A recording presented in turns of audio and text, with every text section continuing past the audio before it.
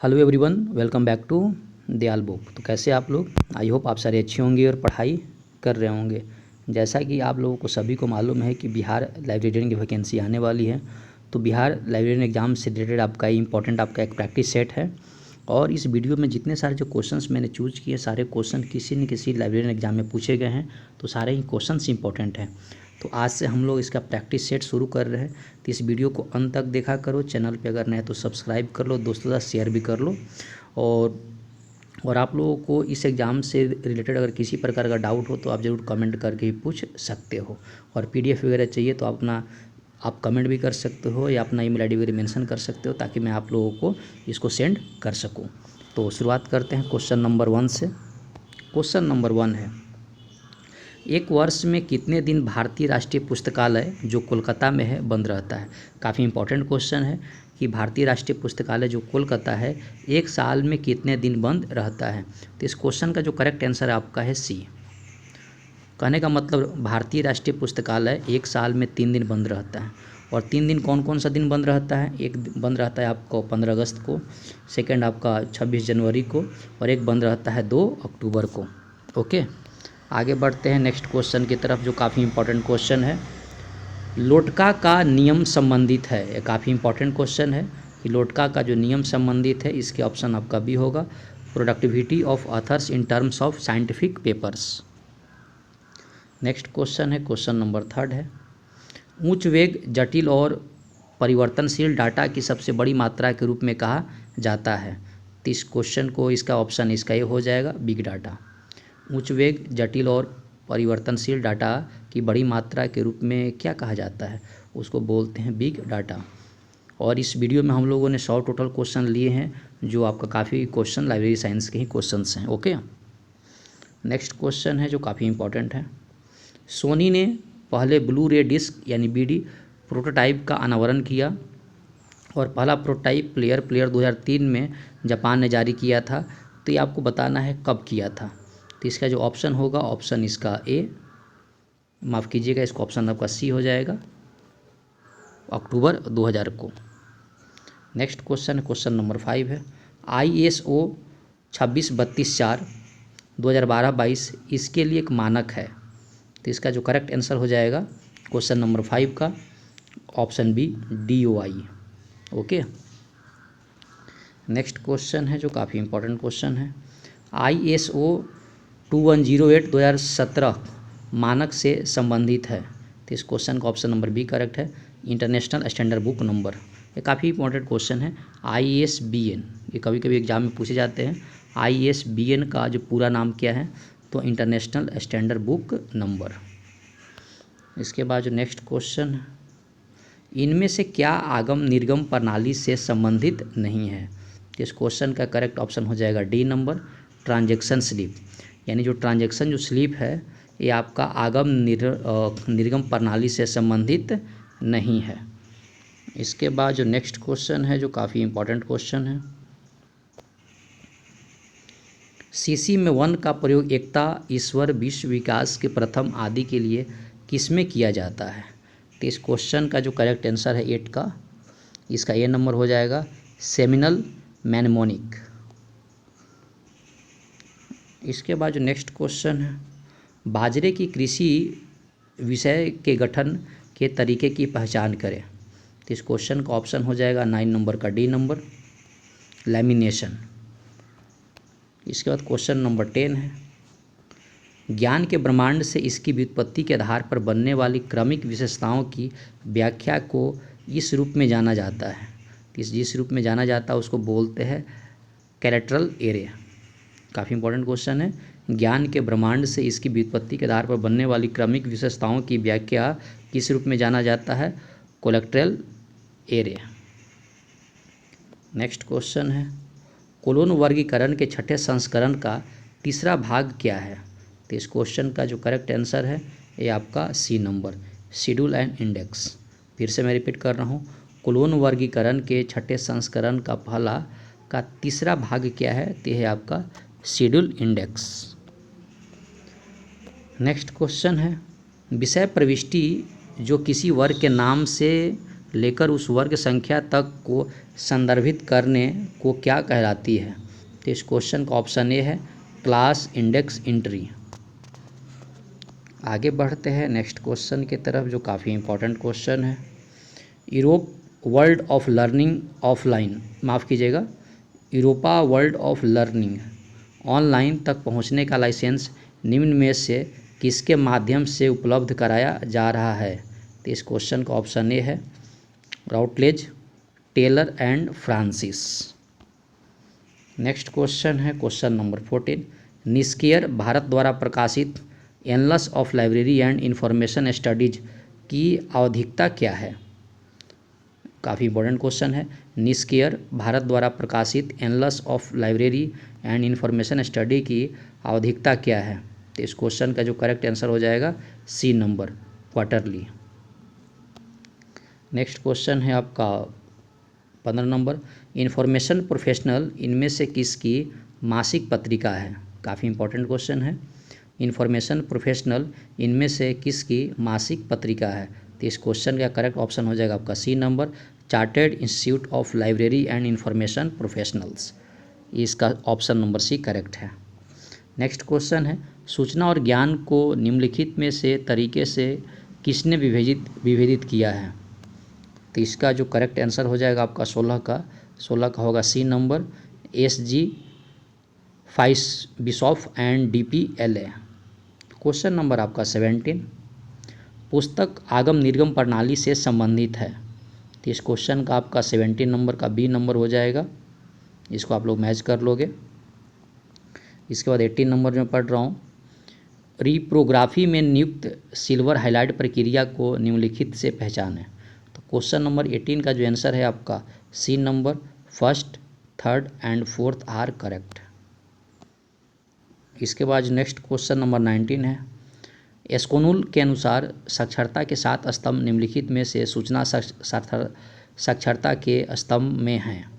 तो question number 19 का option B number correct है, बी यानी फर्स्ट, और बी में अगर देखा जाए तो सबसे पहले सेकंड, फिर थर्ड, फिर fourth are correct. Next question number 20 है, ओवरड्यू चार्ज शब्द का अर्थ क्या है? तो इसका जो करेक्ट आंसर है इसका हो जाएगा 20 का डी नंबर, लेट फाइन। अगर आप लोगों को कोई बोल रहा है कि ओवरड्यू चार्ज है, इसका मतलब क्या है? Late fine. समझे बात को? नेक्स्ट क्वेश्चन है, अब काफ़ी इंपॉर्टेंट क्वेश्चन है 21 नंबर। पुस्तकालयों से संबंधित भारतीय मानकों के लिए उत्तरदायी समिति का क्या नाम है? तो इस क्वेश्चन नंबर 21 का हो जाएगा B number, MSD5 documentation and information, जो पुस्तकालयों से संबंधित भारतीय मानकों के लिए उत्तरदायी समिति है। क्वेश्चन नंबर आपका 22 नंबर है, पुस्तकालयों के लिए कम से कम कितना डिस्काउंट होना चाहिए? तो इसका जो ऑप्शन है 22 नंबर का, 22 का हो जाएगा बी नंबर, 10%। पुस्तकालयों के लिए कम से कम कितना डिस्काउंट होना चाहिए? 10%। नेक्स्ट क्वेश्चन है, प्रत्येक घर में कम से कम एक को ई साक्षर बनना नीति का मुख्य क्षेत्र है। तो क्वेश्चन नंबर 23 का होगा B number, national policy on information technology. काफ़ी इंपॉर्टेंट क्वेश्चन है। प्रत्येक घर में कम से कम को एक को ई साक्षर बनने का नीति का मुख्य क्षेत्र है national policy on information technology 2012। Question number 24, भारतीय पुस्तकालयों के लिए विनिमय में विदेशी मुद्रा और छूट से संबंधित संस्था है। काफ़ी इंपॉर्टेंट क्वेश्चन है। भारतीय पुस्तकालयों के लिए विनिमय में विदेशी मुद्रा और छूट से संबंधित संस्था है। तो इस क्वेश्चन का जो करेक्ट आंसर हो जाएगा 24 का ए नंबर, GOC। काफ़ी इंपॉर्टेंट क्वेश्चन है। ओके, उसके बाद जो नेक्स्ट क्वेश्चन है, विकिपीडिया जो है किस वर्ष लॉन्च किया गया? काफ़ी इंपॉर्टेंट क्वेश्चन है कि विकिपीडिया किस वर्ष लॉन्च किया गया? 2001 में। काफ़ी इंपॉर्टेंट क्वेश्चन है, विकिपीडिया किस वर्ष लॉन्च किया गया? 2001 में। नेक्स्ट क्वेश्चन है क्वेश्चन नंबर 26, दीपक। अब दीपक का जो पूरा नाम होता है disability education and engagement portal for access to knowledge. काफ़ी इंपॉर्टेंट क्वेश्चन है। दीपक का पूरा नाम क्या है? Disability education and engagement portal for access to knowledge निम्न में से किसका प्रोग्राम है? तो इसका ऑप्शन हो जाएगा आपका सी नंबर, NDLI। आगे बढ़ते हैं नेक्स्ट क्वेश्चन नंबर आपका 27। डिस्कवरी एंड डिलीवरी, जिसको बोलते हैं D2D, डिस्कवरी एंड डिलीवरी यानी D2D, इनमें से किसकी सेवा है? तो इसका जो करेक्ट आंसर हो जाएगा 27 का हो जाएगा बी नंबर, OCLC। OCLC का जो मुख्य सेवा क्या है? डिस्कवरी एंड डिलीवरी यानी D2D। क्वेश्चन नंबर आपका 28। निम्नलिखित में से कौन सा सूचना पूर्ण प्राप्ति शास्त्रीय मॉडल नहीं है? काफ़ी इंपॉर्टेंट क्वेश्चन है। निम्नलिखित में से कौन सा सूचना पूर्ण प्राप्ति का शास्त्रीय मॉडल नहीं है? तो 28 का हो जाएगा तुम लोगों को बी नंबर, इसको बोलते हैं क्लस्टर। ओके, नेक्स्ट क्वेश्चन है क्वेश्चन नंबर आपका 29। मुख्य प्रविष्टि यानी AACR1 की अवधारणा की पुरानी तकनीक का अवशेष निम्न में से किसकी आलोचना की थी? यानी पुरानी तकनीक का अवशेष के रूप में जो आलोचना थी वो किसने किया था? ये किया था आपका माइकल जॉर्मन ने। इनमें से बेमेल शब्द को पहचानें। तो बेमेल आपका 30 का हो जाएगा, 30 का बी नंबर हो जाएगा, यानी इसका बी नंबर हो जाएगा आपका फैसेट पब्लिकेशन। उसके बाद जो next question, equity theory of motivation, जो कि आपका 1962 में आया था, किसके द्वारा विकसित किया गया? काफ़ी इंपॉर्टेंट क्वेश्चन है। इक्विटी थ्योरी ऑफ मोटिवेशन 1962 में किसके द्वारा विकसित किया गया? तो इस क्वेश्चन का ऑप्शन आपका हो जाएगा C number, Johns S Adams. Next question है Capra software and mobile app solutions किसके द्वारा विकसित किया गया? काफ़ी इंपॉर्टेंट क्वेश्चन है। Capra software and mobile app solution किसके द्वारा विकसित किया गया? तो इस क्वेश्चन का 32 का हो जाएगा आपका C number, OCLC। Next question है जो काफ़ी इंपॉर्टेंट है। OCLC एक इंटरैक्टिव वेब आधारित एप्लीकेशन है जो टिकाऊ संग्रह को आत्मविश्वास से प्रबंधित करने और विद्वानों को रिकॉर्ड की सुरक्षा के लिए आवश्यक कार्रवाई योग अंतर्दृष्टि प्रदान करता है। तो इसका ऑप्शन का होगा 33 का सी नंबर, जिसको बोलते हैं ग्रीन ग्लास। नेक्स्ट क्वेश्चन है निम्नलिखित में से कौन सी फाइल होस्टिंग सेवा नहीं है? तो 34 का हो जाएगा D number, Xbox live. Next है आपका क्वेश्चन आपका 35, black light, B fund, extensible catalog, primo central, discovery service, summons, world cat discovery और फ्रैंकलिन, इनमें से कौन सा उपकरण है? तो 35 का हो जाएगा C number, library resource discovery system. Next question है वी फाइंड एक open source library search engine है जो उपयोगकर्ताओं को पारंपरिक ऑनलाइन पब्लिक एक्सेस कैटलॉग के संसाधनों से परे संसाधनों को खोजने और ब्राउज करने की अनुमति देता है। एक किसके द्वारा विकसित संस्करण 1 से 2 साल के बीटा संस्करण के बाद जुलाई 2010 में जारी किया गया? तो इसके ऑप्शन आपका 36 का डी नंबर हो जाएगा, विलेनोवा यूनिवर्सिटी। 37 से क्वेश्चन है विशेषज्ञों की पैनल की सर्वसम्मत राय और निर्णयों पर आधारित अनुसंधान पद्धति को क्या कहा जाता है? तो इस क्वेश्चन का होगा 37 का सी नंबर, डेल्फी मेथड।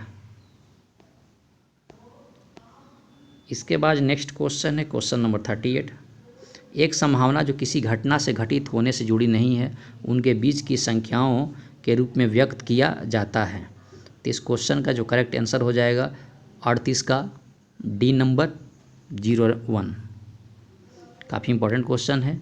एक संभावना जो किसी घटना घटित होने से जुड़ी नहीं है उसके बीच की संख्या के रूप में जो व्यक्त किया जाता है वो किया जाता है 0 और 1 के। नेक्स्ट क्वेश्चन है राल्फ अल्वेलिंग इनमें से किससे जुड़ा हुआ है? तो इस क्वेश्चन का हो जाएगा सी नंबर, डेट्रॉयट सिस्टम। उसके बाद नेक्स्ट क्वेश्चन है समय समय पर कर्मचारियों के प्रशिक्षण और कार्यशाला किस सूत्र से संबंधित है? तो 40 का हो जाएगा आपका B number, 5th law of library science के अकॉर्डिंग समय समय पर कर्मचारियों का प्रशिक्षण और कार्यशाला संबंधित है। नेक्स्ट क्वेश्चन है भारत के पुस्तकालय विधान के अनुसार भारत में सार्वजनिक पुस्तकालयों का निदेशक कौन है? काफ़ी इंपॉर्टेंट क्वेश्चन है। भारत के पुस्तकालय विधान के अनुसार भारत में सार्वजनिक पुस्तकालयों का निदेशक कौन है? तो इस क्वेश्चन का 41 का आंसर हो जाएगा आपका A number, chief executive at state level. Next question है, भारत में पुस्तकालय कानून वर्तमान वाले राज्य हैं? तो 42 का हो जाएगा D number, none of these. Okay. Next question है, प्रोफेसर के.पी. सिंह वर्तमान 2023 में किस संघ के अध्यक्ष थे? तो इसके जो ऑप्शन हो जाएगा 43 का B number, Delhi library association के 2003 के वर्तमान अध्यक्ष कौन थे? Professor KP. Singh.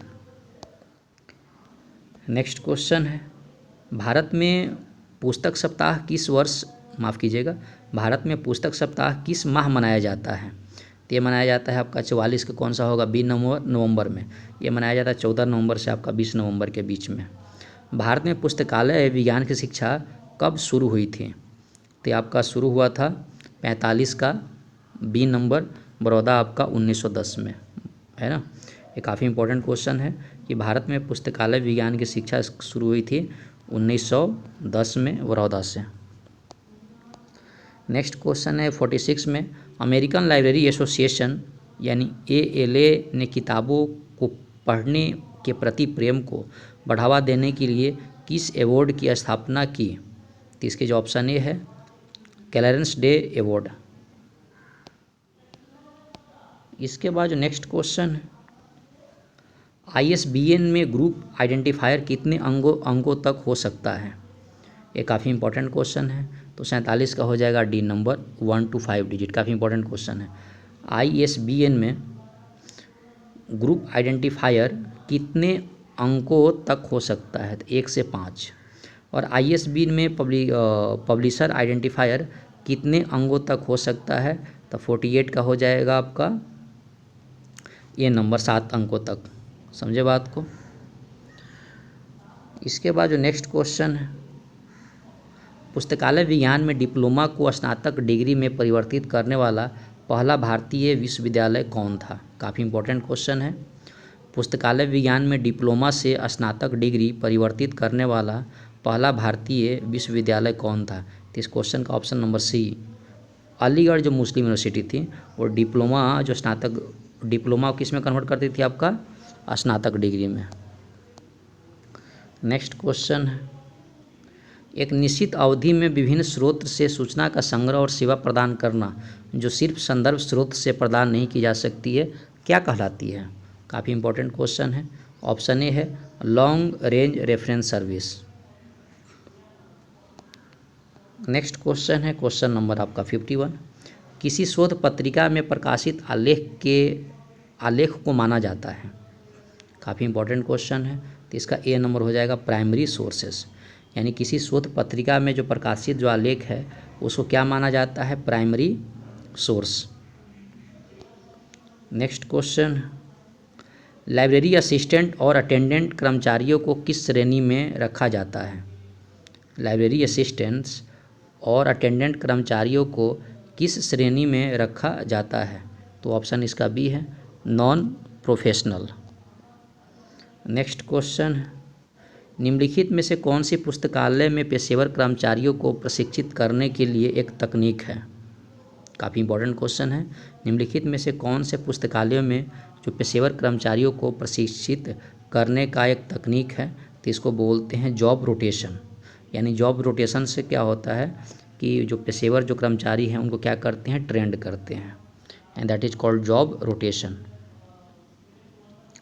Next question है, रंगनाथन के अनुसार पाठन सामग्री पर पुस्तकालयों के बजट के कुल धन का कितना प्रतिशत खर्च होना चाहिए?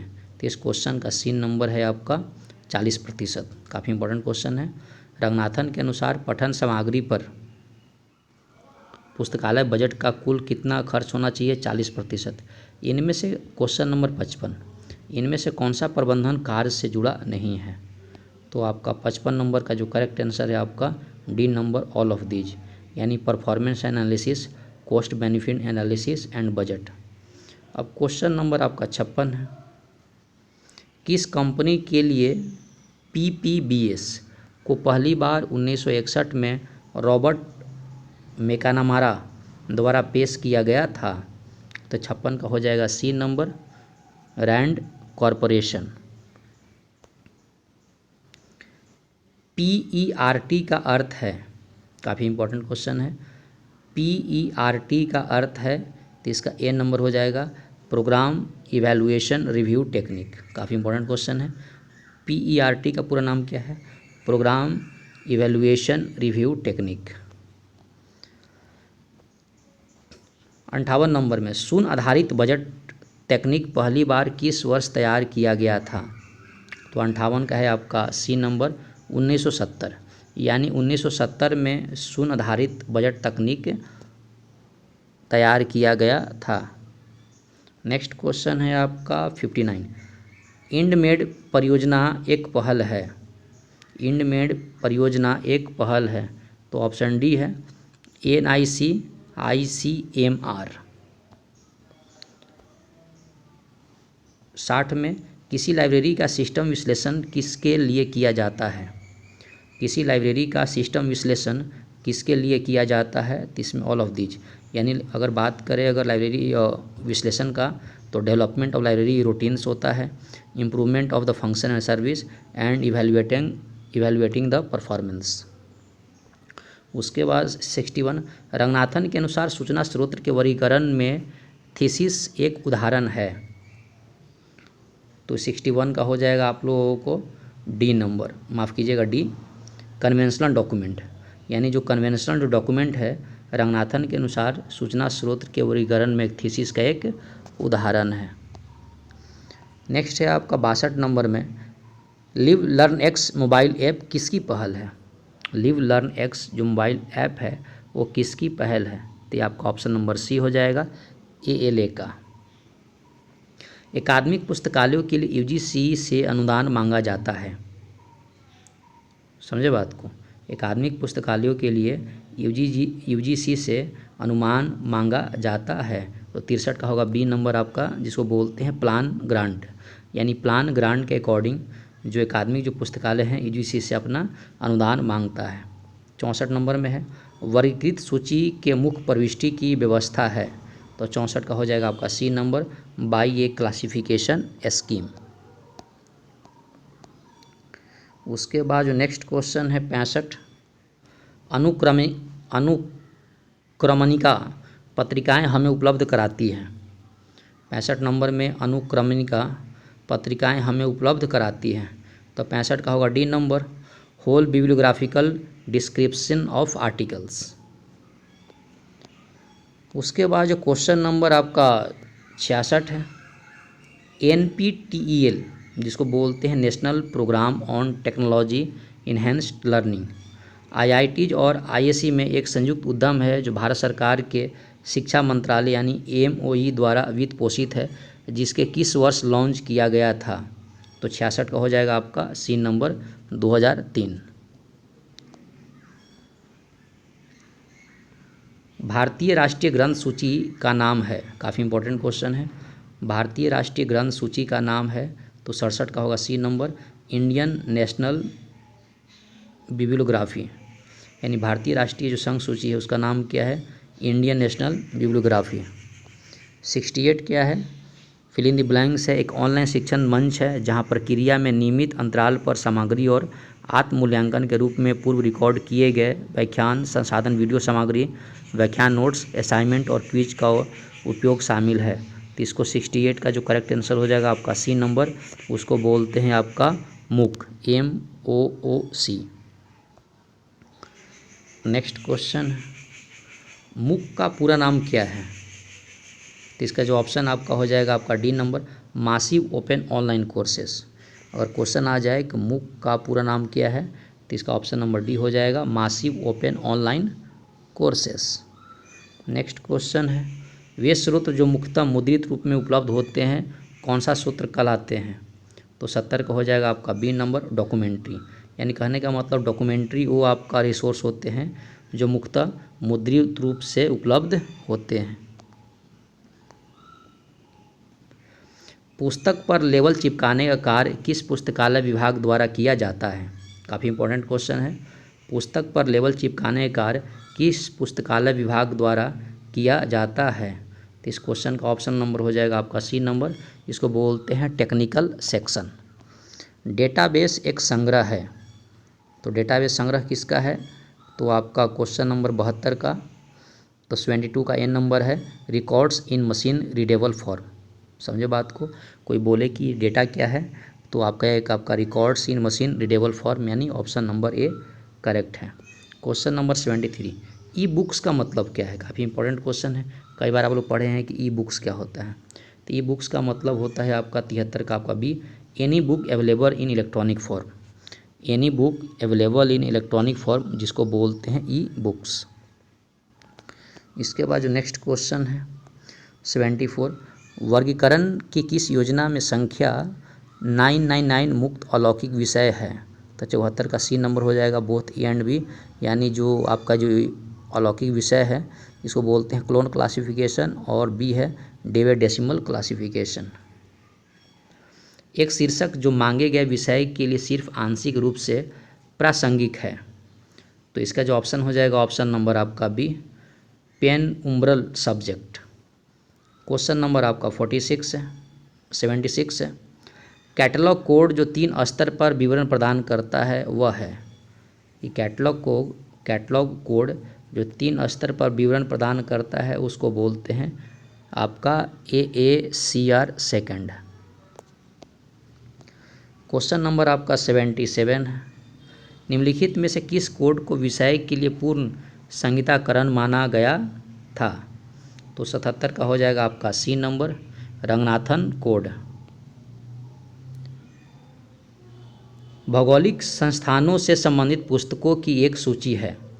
भौगोलिक स्थानों से संबंधित पुस्तकों की एक सूची है, तो इसको बोलते हैं टोपोग्राफिकल कैटलॉग, यानी टोपोग्राफिकल जो कैटलॉग है भौगोलिक संस्थानों संबंधित से एक पुस्तकों की एक सूची है। नेक्स्ट क्वेश्चन है, एक डेटाबेस में सूचना के प्रतिनिधित्व और भंडारण को इकट्ठा करने के लिए एक प्रक्रिया कहलाती है। एक डेटाबेस में सूचना के प्रतिनिधित्व और भंडारण को इकट्ठा करने के लिए एक प्रक्रिया कहलाती है, तो इसको बोलते हैं इंफॉर्मेशन प्रोसेसिंग। वह प्रक्रिया जिसमें परिणाम स्वरूप आवश्यक जानकारी प्राप्त होती है क्या कहलाता है? तो 80 का हो जाएगा A number, retrieval system. CDS ISISS package का सूक्ष्म संस्करण किस भाषा में लिखा गया है? तो इसका ऑप्शन डी है पास्कल लैंग्वेज। क्वेश्चन नंबर आपका 82 है। स्वयं को MHRD यानी मानव संसाधन विकास मंत्रालय और AICTE यानी अखिल भारतीय तकनीक शिक्षा परिषद द्वारा माइक्रोसॉफ्ट की मदद से किस वर्ष विकसित किया गया? तो इसके ऑप्शन आपका सी नंबर 2017। नेक्स्ट क्वेश्चन है, स्वयं का पूरा नाम क्या है? तो इसके ऑप्शन आपका बी नंबर है study webs of active learning for young aspiring minds. Next है आपका बीट स्ट्रिंग कहलाती है, तो 84 का ए नंबर हो जाएगा बाइट।